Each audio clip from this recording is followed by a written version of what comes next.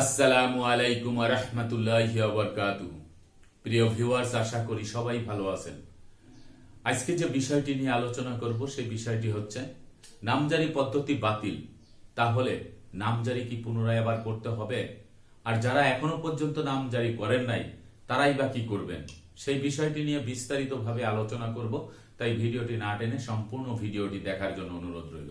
আর ভিডিওটি দেখার পরে যদি ভালো লাগে, মন চায় লাইক কমেন্টস করবেন, শেয়ার করবেন। আর আমাদের চ্যানেলটি যদি ভালো লাগে, আমাদের পরিবারের সদস্য হতে চান, তাহলে চ্যানেলটি সাবস্ক্রাইব করে পাশে থাকা বেল বাটনটি অন করে দিয়ে আমাদের সাথেই থাকুন। প্রিয় ভিউয়ার্স, আমার এই চ্যানেলের যারা প্রিয় সাবস্ক্রাইবার্স ভিউয়ার্স, দেশে এবং বিদেশে বসে যারা সব সময় এই চ্যানেলের প্রতিটি ভিডিও দেখেন, তাদের মধ্য থেকে অনেকেই প্রশ্ন করেছেন যে নামজারি পদ্ধতি নাকি বাতিল হয়ে গেছে। আর নামজারি পদ্ধতি যদি বাতিল হয়ে যায় তাহলে তো আর নামজারি করা লাগবে না, বা আদৌ নামজারি করা লাগবে কিনা, এবং যারা এখনো পর্যন্ত নামজারি করেন নাই তাহলে তাদের নামজারি কি হবে। তো সর্বপ্রথম হচ্ছে নামজারি বিষয়টা নিয়ে যদি বলি, যে খুব সহজভাবে বলি এবং সহজভাবে বুঝে নেবেন নামজারি জিনিসটা কি। নামজারি হচ্ছে মিউটেশন বলে, কোনো এলাকায় নামজারি বলে, খাজনা খারিজ বলে। নামজারি হচ্ছে আপনার নামটা জারি করা, আপনার নামটা ঘোষণায় আনা, আপনার নামটা সরকারের যে রেকর্ড বই আছে ভূমি অফিসে, সেই রেকর্ড বইতে লিপিবদ্ধ করা। অর্থাৎ কেন আপনি লিপিবদ্ধ করবেন? কারণ জমি তো আপনি কারো না কারোর কাছ থেকে ক্রয় করেছেন অথবা উত্তরাধিকার সূত্রে সম্পত্তি পেয়েছেন, তাহলে সেই সম্পত্তি তো ভূমি অফিসে অলরেডি এন্ট্রি করা আছে। কিন্তু সেই সম্পত্তি আবার নতুন করে নামজারি করার কি অর্থ হতে পারে? অর্থ হতে পারে এই জন্যই যে নামজারি আপনি এজন্যই করবেন যে আপনি যদি সম্পত্তি ক্রয় করে থাকেন, তাহলে এই ক্রয়কৃত সম্পত্তিটা তো যার কাছ থেকে ক্রয় করেছেন তার নামটাই কিন্তু ভূমি অফিসের রেকর্ড বইতে এন্ট্রি করা আছে। এখন আপনি যেহেতু নতুন ভাবে এই সম্পত্তি হস্তান্তর করে নিয়েছেন অথবা আপনি ক্রয় করে নিয়েছেন, তাই ক্রয়কৃত সম্পত্তির যে মালিকানা পেয়েছেন সেটি কিন্তু সাব রেজিস্ট্রার অফিস পর্যন্ত জানে, কিন্তু ভূমি অফিস কিন্তু জানে না। এই ভূমি অফিসকে জানাইতে হলে ভূমি অফিসে যদি সেই পূর্বের মালিকের নাম কর্তন করে, অর্থাৎ নামে যে সম্পত্তি আছে সেখান থেকে কর্তন করে আপনি যতটুকু সম্পত্তি পেয়েছেন সেই সম্পত্তিটুকু আপনার নামে এনে আপনি কিন্তু লিপিবদ্ধ করে একটি খতিয়ান ওপেন করবেন। আর যে খতিয়ানটি দিবে সেই খতিয়ানটি হলো আপনার যে খাজনা দেওয়ার যে অনুমতি, সেই অনুমতিটি কিন্তু আপনাকে এই নামজারির মাধ্যমে দেওয়া হলো এবং আপনি একজন নতুন মালিক হিসাবে স্বীকৃতি পেলেন, মালিকানা অর্জন করলেন, এবং এরপরে যত খাজনা দিবেন আপনার এই যে নামজারি খতিয়ান এর মাধ্যমে আপনার ভূমি উন্নয়ন করটি সরকারের যে তহসিল অফিসে জমা দিলে আপনার সেই ডকুমেন্টস অনুযায়ী আপনার মূল জোতের সম্পত্তিতে কিন্তু জমা হয়ে যাবে। অর্থাৎ সরকারি ফান্ডে যে সরকারের প্রাপ্তি সেটা সরকারি ফান্ডে জমা হয়ে যাবে।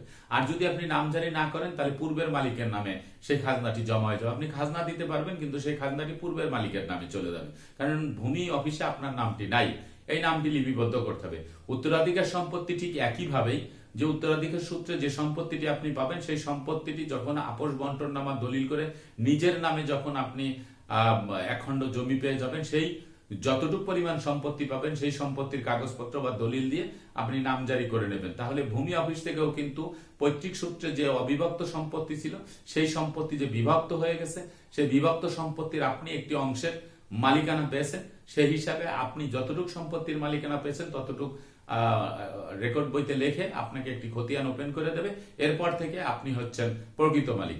এখন এই সিস্টেমে আমরা কিন্তু পূর্ব থেকে যে অ্যানালগ পদ্ধতিতে আমরা যে খাজনা খারিজ করে আসতেছিলাম, মিউটেশন করে আসতেছিলাম, আমরা হ্যান্ড টু হ্যান্ড ক্যাশ দিয়ে জমা দিয়ে করতেছিলাম। কিন্তু গণপ্রজাতন্ত্রী বাংলাদেশ সরকারের ভূমি মন্ত্রণালয় কর্তৃক এই বিষয়টাকে আরো সহজ থেকে সহজতর করার জন্য তারা কিন্তু ই নামজারি ইলেকট্রনিক্স পদ্ধতিতে, ডিজিটাল পদ্ধতিতে এই বিষয়টাকে কিন্তু আরো সুন্দর করে যাতে সহজে নামজারিটা করতে পারে মানুষ, এবং তারা যেন খুব সহজে তাদের সম্পত্তিটা ট্রান্সফার করে নিজেদের নামে নিয়ে আসতে পারে, এই সুযোগ করে দেওয়ার জন্যই কিন্তু তারা এই পদ্ধতি অবলম্বন করেছিলেন যে ই নামজারি করে নিয়ে আসলে তারপরে তারা কিন্তু অনলাইনে টাকা দিয়ে দিতে পারবে। তারপরেও কিন্তু এই সমস্যার সমাধান হয় নাই এবং জনগণের যে হয়রানি, জনগণের যে ভোগান্তি সেটি কিন্তু আগের তুলনায় কিন্তু এখন আরো বেশি বেড়ে গেছে। এই বিষয়টার জন্যই কিন্তু সরকার আরো একটি পদ্ধতি অবলম্বন করেছে, সেটি হচ্ছে যে নামজারি পদ্ধতিটাই কিন্তু বাতিল করে দিয়েছে। যে পূর্বে যে ম্যানুয়াল পদ্ধতিতে নামজারি, তারপরে যে ডিজিটাল পদ্ধতিতে নামজারি, হ্যান্ড টু হ্যান্ড ক্যাশ দেওয়া যাবে লাগবে না, ক্যাশলেস পদ্ধতিতে আপনি নামজারি করতে পারবেন, এই সকল বিষয় নিয়ে মন্ত্রণালয় কর্তৃক অনেক চিন্তা ভাবনা করে কিন্তু এই পদ্ধতি অবলম্বন করেছে যে কোনো সাধারণ জনগণ যাতে করে এসিল্যান্ড অফিসে গিয়ে তার জন্য নামজারি না করতে হয়, এই জন্য পদ্ধতিটা চেঞ্জ করেছে। কিন্তু নামজারি যে একেবারে বাদ দিয়ে দিছে সে কথা কিন্তু কোথাও বলা হয় নাই। নামজারি 100% করতে হবে। আগে ব্যক্তিগতভাবে এসিল্যান্ড অফিসে গিয়ে বা অনলাইনে কাগজপত্র সাবমিট করে করতে হতো, কিন্তু এখন যেটা করা হয়েছে সেটি হচ্ছে ট্রান্সফার সম্পত্তি, অর্থাৎ যেই সম্পত্তির দলিল সৃষ্টি হবে যেই সকল সম্পত্তির, সেই সকল সম্পত্তি কিন্তু অটোমেটিক অর্থাৎ স্বয়ংক্রিয় পদ্ধতিতে নামজারি হয়ে যাবে। তো স্বয়ংক্রিয় পদ্ধতিতে কিভাবে নামজারি হবে? আপনি যখন এক খণ্ড জমি ক্রয় করবেন, সেই সম্পত্তিটার 3টি দলিল হবে। 3টি দলিলের ভিতরে একটি দলিল সাব রেজিস্ট্রার অফিসে বালাম বইতে থাকবে, আর একটি দলিল গ্রহীতার কাছে থাকবে, আর একটি দলিল চলে যাবে এসিল্যান্ড অফিসে।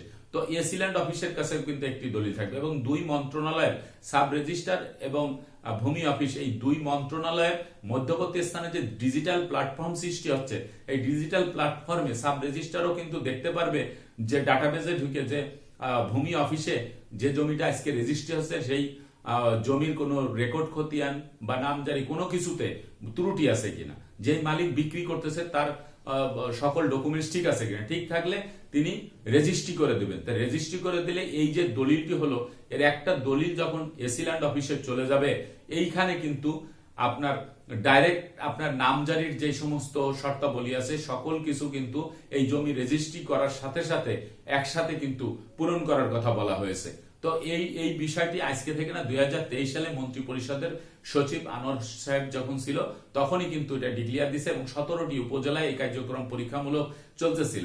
তো এই বিষয়টি অনেকেই ভিডিও করেছে, আমিও ভিডিও করেছি, কিন্তু এই বিষয়টা অনেকে জানেন না যে নামজারি পদ্ধতি বাতিল হয়েছে মানে নামজারি আর করা লাগবে না, এরকম বিষয় না। নামজারি 100% করতে হবে। যারা নতুন মালিকানা অর্জন করবেন, সে উত্তরাধিকার সূত্রে সম্পত্তি পান আর ক্রয় সূত্রে সম্পত্তি পান, যেভাবেই সম্পত্তি পান না কেন, এটি সাব রেজিস্ট্রার অফিস থেকে যখনই 3টি দলিল হয়ে যাবে, এই 3টি দলিল 3 জায়গায় যখন চলে যাবে, তখন নামজারি করতে আর কোনো সমস্যা হবে না। এবং এই যে সার্ভিস চার্জ, এর জন্য কিন্তু সরাসরি সরকারি একটি বিধি থাকবে, সেই বিধি মোতাবেক আপনার নামজারির টাকাটাও কিন্তু সাব রেজিস্ট্রার অফিসে যখন দলিল করবেন তখন সেই হিসাবে কিন্তু জমা দিয়ে দিলে তারা কিন্তু সেইভাবে কিন্তু স্বয়ংক্রিয় পদ্ধতিতে নামজারি করে দিয়ে দেবে। এবং কিছুদিন আগেও কিন্তু ভূমি মন্ত্রী মহোদয় বলেছেন যে যাদের ট্রান্সফার দলিল তাদের নামজারি যেন বিলম্বিত না হয়, তাদের নামজারিটা যেন খুব দ্রুত করে দেওয়া হয়। এই জন্যই কিন্তু এই পদ্ধতিতে চলে যাচ্ছে। তবে সকল জেলায়, সকল উপজেলায় যখন শুরু হয়ে যাবে, আপনারা যখন সম্পত্তি ক্রয় করবেন বা আপোষ বন্টনামা দলিল করবেন, সম্পত্তি হস্তান্তর করলে এই পদ্ধতিতে চলে যাবে।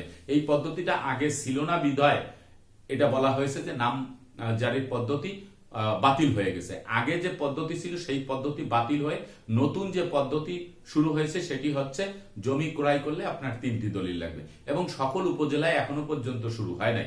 এইগুলো একটি বিষয়। আর একটি বিষয় হচ্ছে যারা এখনো পর্যন্ত নামজারি করেন নাই বা যারা জমি হস্তান্তর করতেছেন না, বা ইতিমধ্যে যারা সম্পত্তি ক্রয় করেছেন তারা নামজারি এখনো করেন নাই, তারা বর্তমানে যে নিয়ম আছে, বর্তমান নিয়মে আপনাকে নামজারি করে নিতে হবে। অর্থাৎ ই নামজারি সিস্টেমে আপনি কিন্তু অনলাইনে আবেদন করে আপনার সকল কাগজপত্র সাবমিট করে আপনি কিন্তু নামজারি করে নেবেন।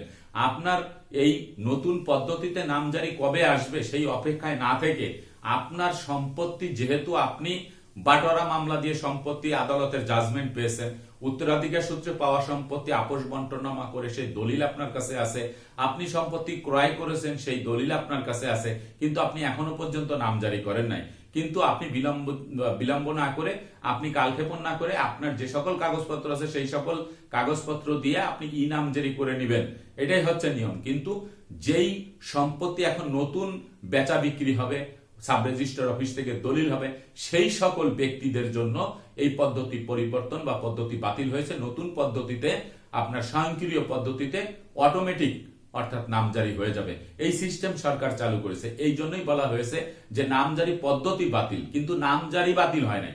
নামজারি 100% করতে হবে, কারণ পূর্বের মালিকের কাছ থেকে, সে হতে পারে উত্তরাধিকার সূত্রে মৃত বাবা, মৃত মা দাতা যার কাছে সম্পত্তি ক্রয় করছেন তাদের নাম থেকে সম্পত্তি অবশ্যই আপনার নামে আনতে হবে এবং আপনার নামে এনে ব্যক্তি মালিকানা অর্জন করতে হবে। আর ব্যক্তি মালিকানা যত সময় পর্যন্ত আপনি অর্জন না করবেন অত সময় পর্যন্ত আপনি খাজনা দিতে পারবেন, সেই খাজনা কিন্তু পূর্বের মালিকের নামে জমা হবে, আপনার নামে কিন্তু জমা হবে না। আর আপনার নামে জমা না হলে আপনি কিন্তু সমস্যায় পড়তে পারেন। এই জন্য নামজারি পদ্ধতি বাতিল হয়েছে, নামজারি বাতিল হয় নাই, নামজারি 100% করতে হবে। যারা করেন নাই তারা এই বর্তমান ইনামজারি পদ্ধতি চালু আছে, তারা এই ইনামজারি পদ্ধতিতেই করে নেবেন। আর যারা নতুন সম্পত্তি ক্রয় করবেন, যারা নতুন ভাবে সম্পত্তি পাবেন, তাদের জন্য অটোমেটিক্যালি বা স্বয়ংক্রিয় পদ্ধতিতে আপনার নামজারি হয়ে যাবে। এই বিষয়টি কিন্তু বলা হয়েছে। ভিডিওটি যদি ভালো লাগে সাবস্ক্রাইব করবেন, লাইক করবেন। আজকের মতো ভিডিওটি এখানে শেষ করব। আগামীতে দেখাবো অন্য কোনো ভিডিও নিয়ে। সে পর্যন্ত সবাই ভালো থাকবেন, সুস্থ থাকবেন আর আমার জন্য দোয়া করবেন। আল্লাহ হাফেজ।